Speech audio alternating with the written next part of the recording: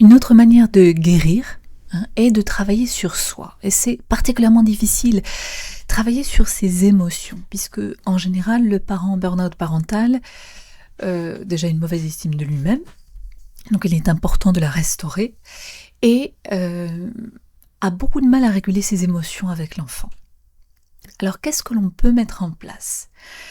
On peut déjà changer de perspective, c'est-à-dire modifier ses attentes.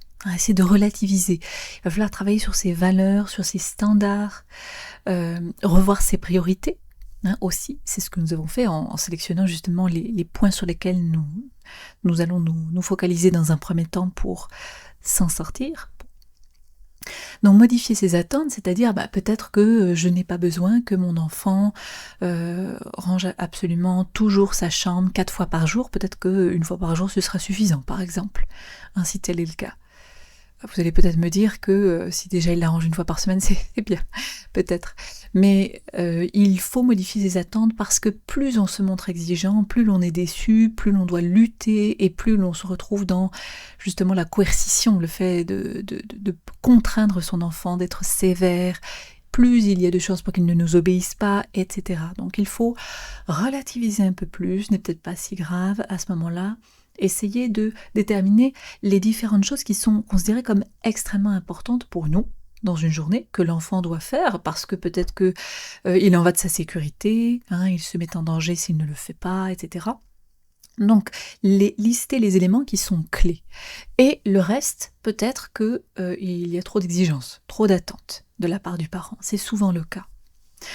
D'autre part, il faut faire preuve d'autocompassion, de bienveillance. On le dit déjà à travers le mode d'éducation que souvent le parent burn-out parental tente d'appliquer, c'est-à-dire cette fameuse éducation bienveillante où l'on doit comprendre l'enfant, se mettre à sa portée, communiquer avec lui, lui expliquer ce que l'on fait, etc. Eh bien, on doit le faire avec nous-mêmes pour travailler sur la culpabilité, pour essayer de diminuer cette culpabilité, se dire je fais de mon mieux, voyons tous les facteurs de stress que j'ai actuellement et que je ne parviens pas à supprimer ou à atténuer, voyons les quelques facteurs de protection que j'ai, il est normal que je sois dans cet état, je fais au mieux dans cette situation, pour l'instant, peut-être que ça va s'améliorer, mais pour l'instant je ne le peux pas, donc j'ai beaucoup crié aujourd'hui, mais je vais essayer peut-être de trouver un moyen de gérer mieux cette émotion par la cohérence cardiaque, par exemple, ça marche très très bien. Le fait de respirer, de calquer sa respiration sur un modèle, ça, on peut trouver des vidéos sur YouTube. En général, ça permet justement de rasséréner, de proposer une émotion neutre à celui qui pratique la cohérence cardiaque. Et en tous les cas, voilà, travailler sur la culpabilité, on a du mal à diminuer la culpabilité, mais on peut agir sur le reste et se dire, bon, j'ai fait de mon mieux dans cette situation, là c'était peut-être pas terrible, mais je vais peut-être mettre en place là, ou alors je vais peut-être en parler, peut-être que mon partenaire va pouvoir trouver une solution. Et donc il faut faire preuve de bienveillance. Souvent, on a eu tendance en tant que parent à essayer de guérir l'enfant intérieur, puisque se rejouent, vous vous souvenez, les scènes, les affects de l'enfance dans la parentalité. Eh bien, on doit le faire aussi vis-à-vis de nous-mêmes. On doit guérir notre enfant intérieur, d'une certaine manière. Donc on doit faire preuve de beaucoup d'autocompassion. Ne pas être toujours critique vis-à-vis de nous, et le moins possible vis-à-vis du partenaire également, et des enfants. Donc c'est difficile, bien entendu. Lorsqu'on se sent coupable, eh bien il faut l'accueillir, c'est-à-dire il faut se rendre compte qu'on se sent coupable. Parfois on est capable de rumination régulière, mais on ne se rend pas compte qu'on est rongé par la culpabilité. On se sent aussi coupable d'avoir du temps pour soi, de ne plus s'occuper des enfants, de ne... Ah tiens, il est l'heure, il faudrait faire ça, peut-être que la personne qui s'occupe des enfants ne le fait pas, etc. Donc, encore une fois, essayer de se dire, je dédie un temps pour moi, j'essaie... par exemple, de préparer à manger tranquillement pendant que mon partenaire ou une personne est en train de garder les enfants. Je devrais m'occuper d'eux, pourtant je suis à la maison, etc. essayer de se déculpabiliser, de se dire bon j'ai besoin de faire ça pour moi parce que ça va permettre d'améliorer ma relation avec mon partenaire, avec mes enfants. Donc c'est crucial que je m'occupe de moi-même en ce moment. L'on va essayer également d'apprendre à gérer son stress. Il y a beaucoup de techniques qui existent. Il y a des techniques de respiration, je parlais de la cohérence cardiaque, et on a des vidéos de 5 minutes, 10 minutes, où l'on voit parfois une boule qui se lève, qui descend, et donc on doit imiter le mouvement de l'inspiration et d'expiration, et ça fait énormément de bien, hein, ça marche très très bien.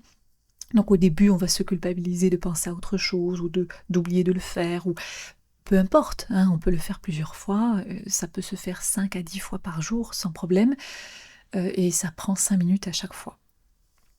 Donc ça a une incidence, hein, il y a énormément de recherches sur ces techniques de la relaxation en général, mais la respiration est intéressante parce que autant la relaxation vise à mentaliser en général une image, donc à regarder en soi, à écouter son corps, et donc en général suscite des critiques, des jugements, des questionnements, voilà. Ce qui peut nous amener à notre quotidien, ce que l'on a vécu, donc encore une fois, des images négatives, des scènes négatives, alors que la respiration nous amène à oublier nos pensées, et donc ça peut être vraiment une technique très intéressante. Il est possible de planifier un certain nombre de choses, notamment lorsqu'on est désorganisé, c'est-à-dire se fixer des objectifs, avec peut-être des horaires, ou des réveils, ou autre chose. Ça permet aussi de couper les routines, hein, des scènes qui se reproduisent. Ah tiens, c'est l'heure de faire ça, et du coup, j'enclenche une dynamique différente. Les pensées automatiques, on pourrait aussi essayer on peut programmer des pensées, hein, elles peuvent devenir automatiques. On peut imprimer partout des feuilles, des sortes de mantras, se réciter des phrases qui sont positives. Hein, je fais au mieux, je suis un parent bienveillant, ou aujourd'hui j'ai fait ça, hein, de positif, donc on peut se le répéter plusieurs fois. Hein, pour soi c'était difficile, mais on l'a fait, ou on a réussi, hein, à faire quelque chose, aussi petite soit-elle. L'on peut tenter également une forme de résolution de problème, de mettre carte sur table, voilà mes problèmes, je les liste, hein, j'essaie de trouver une solution pour chacun d'eux. Donc il existe plein de solutions pour essayer de diminuer le nombre de stresseurs. Il est intéressant aussi, étant donné que le parent burn-out parental ressent une grande culpabilité, de demander pardon après avoir justement crié de manière hystérique ou non, après avoir exprimé une forme de colère, s'être mal comporté vis-à-vis de l'enfant, hein, on en est conscient, hein, on peut tout à fait l'analyser intellectuellement. Il est intéressant de demander pardon, hein, tout simplement, sans attendre forcément que l'enfant pardonne lui-même, mais de dire je viens d'agir de manière disproportionnée, je n'aurais pas dû faire ça, je m'en excuse, j'en suis désolée. L'enfant est à même de comprendre souvent, et il apprécie que le parent se rende compte que ça a été trop loin. Donc on peut moduler sa voix, hein, pour exprimer cela avec ses propres mots, hein, il n'y a pas de phrase spécifique. En tout cas, l'enfant va le ressentir. Il est possible d'identifier ses limites. C'est souvent quelque chose qui manque cruellement aux parents burn-out parental, c'est que, voulant prendre soin de tous, hein, sauf de lui-même, eh bien il s'oublie. Et il n'est parfois pas capable de les identifier. Il explose, mais en fait ne perçoit pas les différents stades. Une personne qui a appris à réguler ses émotions va repérer que la colère monte peu à peu, qu'il y a un agacement, qu'on arrive bientôt à la limite. Le parent qui est capable de réguler va dire bon, là je pense que ça suffit, hein, je t'ai exprimé mon agacement, nous allons te punir, hein, papa et moi, ou il va se produire ça bientôt, etc.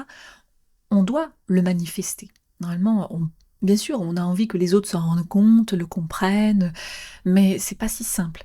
On doit être capable soi-même d'identifier les émotions que l'on ressent.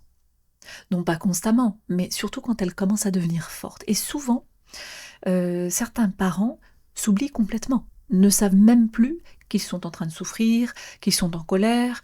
Pourtant, ce sont des émotions vives, intenses, hein, mais parviennent à tout cadenasser.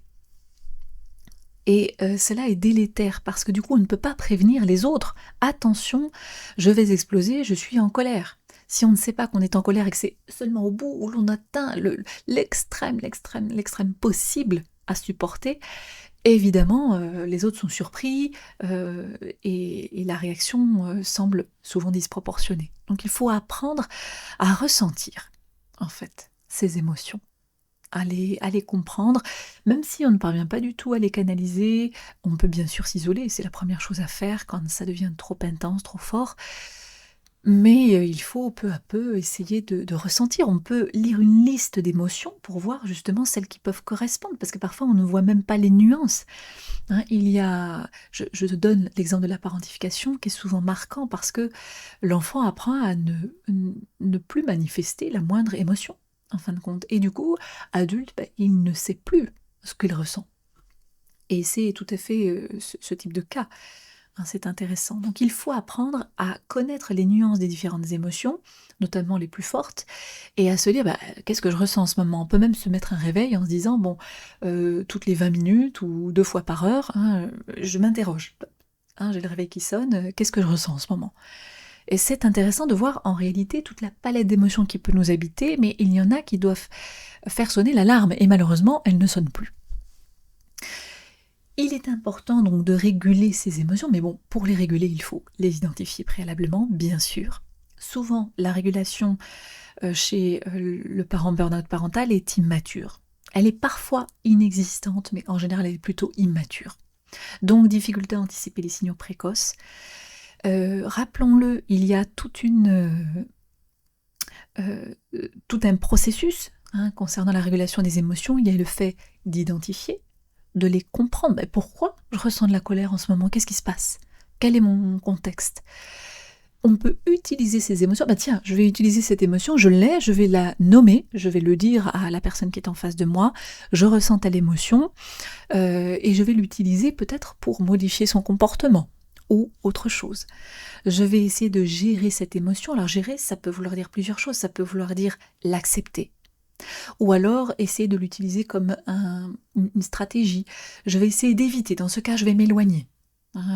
Pour apprendre à faire baisser cette émotion trop intense, diminuer en intensité, je vais m'éloigner. Donc on peut fuir, on peut exprimer, mais on va essayer de ne pas la transmettre, cette émotion. De ne pas l'extérioriser sur autrui. On peut l'extérioriser autrement, à travers un sport, à travers le chant, à travers plein d'activités différentes. C'est une bonne idée, mais pas la déverser sur autrui. On va essayer de trouver autre chose. Et bien sûr, lorsque l'on gère ses émotions, on peut être capable de l'anticiper. Donc de prévenir, c'est toujours ça. De ne plus se retrouver dans cette situation extrêmement désagréable où l'on n'en peut plus, on sait qu'on n'en peut plus, on ne parvient pas à trouver une autre réaction, et voilà. Un autre travail extrêmement important est celui de l'image que l'on a de soi parent. Et il est extrêmement important de redorer cette image, parce que le parent perfectionniste a besoin d'une image positive de lui-même. Souvent, il a une image très négative de lui-même et il a besoin de recevoir des retours, des feedbacks positifs de temps en temps vis-à-vis de ce qu'il fait pour qu'il puisse lui-même se revaloriser. Donc, le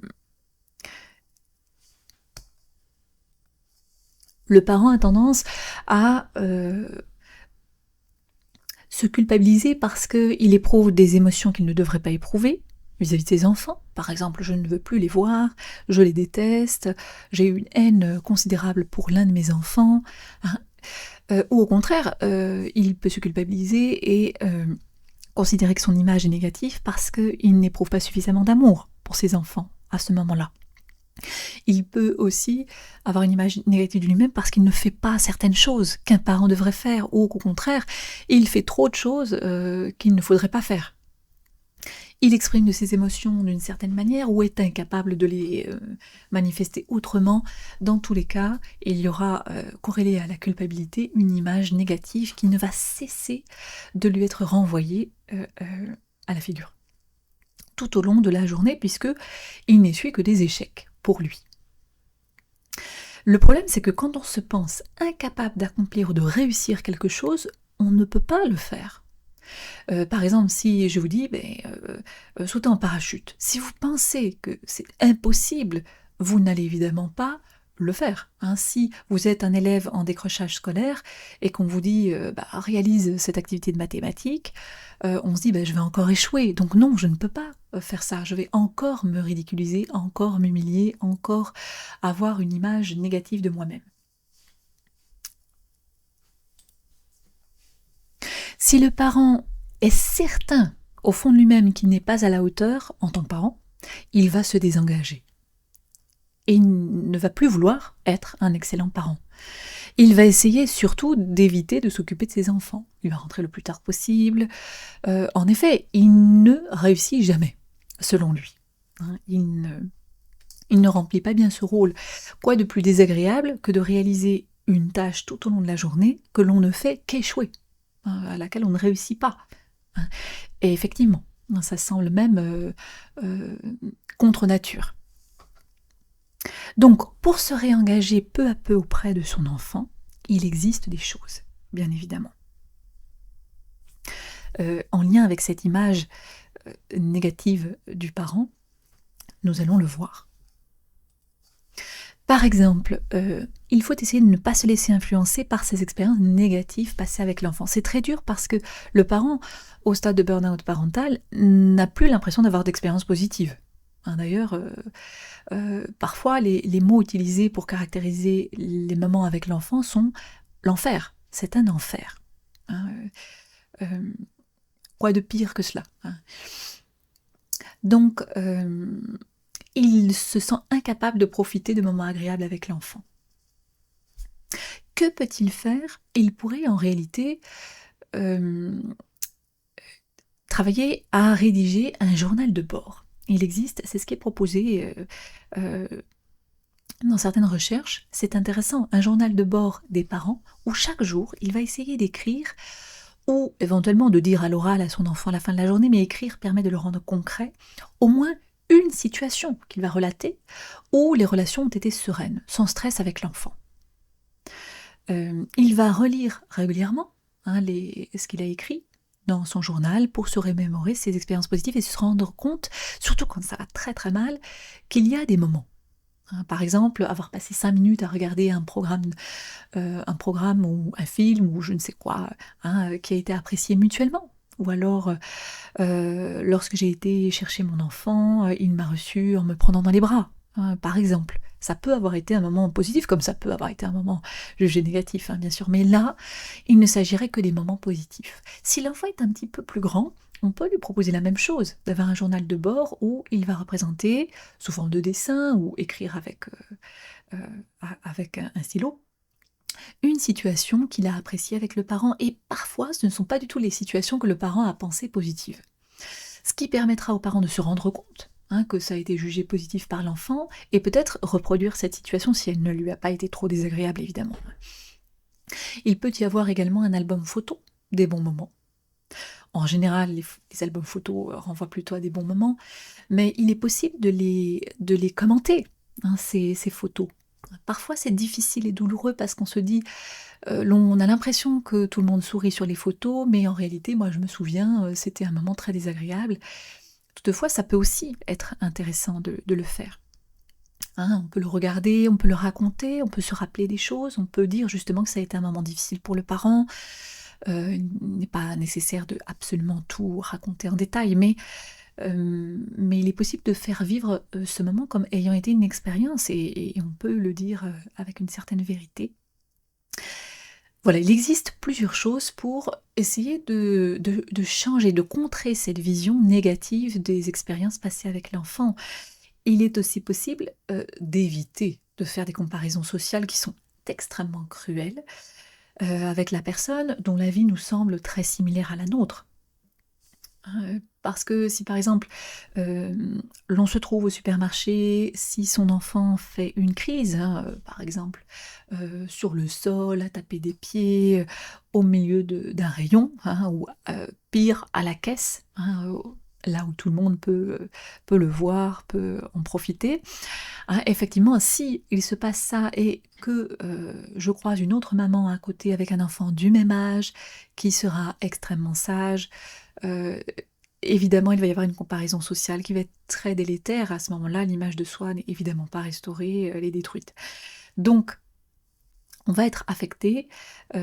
Il faut reconnaître que simplement, nous ne sommes pas heureux dans notre rôle de parent à ce moment précis, parce qu'il y a stress, épuisement, souffrance, et il faut essayer de passer outre. De ne pas se comparer parce que ce n'est pas le moment. On ne vous demanderait pas de vous comparer en apprenant à conduire à un excellent conducteur qui semble-t-il, a appris très récemment, on est au même nombre de séances que vous, mais lui sait parfaitement conduire. Donc on ne va pas vous demander ça n'a pas de sens. Effectivement, vous n'êtes pas au même stade, mais il y a d'autres stades dans votre vie où vous êtes bien plus avancé, à un stade bien plus avancé que d'autres. Voilà, il ne faut pas comparer, parce que ce n'est pas tout ce que vous êtes, la parentalité.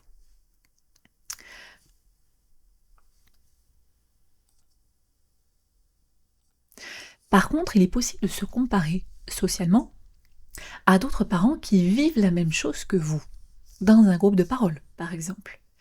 Ou face à son entourage, parce que lorsque l'on commence à faire des confidences et à dire que l'on a éprouvé beaucoup de difficultés dans telle situation, eh bien souvent les parents se mettent à dire moi aussi, tu sais, j'ai déjà eu tel enfant qui a fait une crise au supermarché, etc.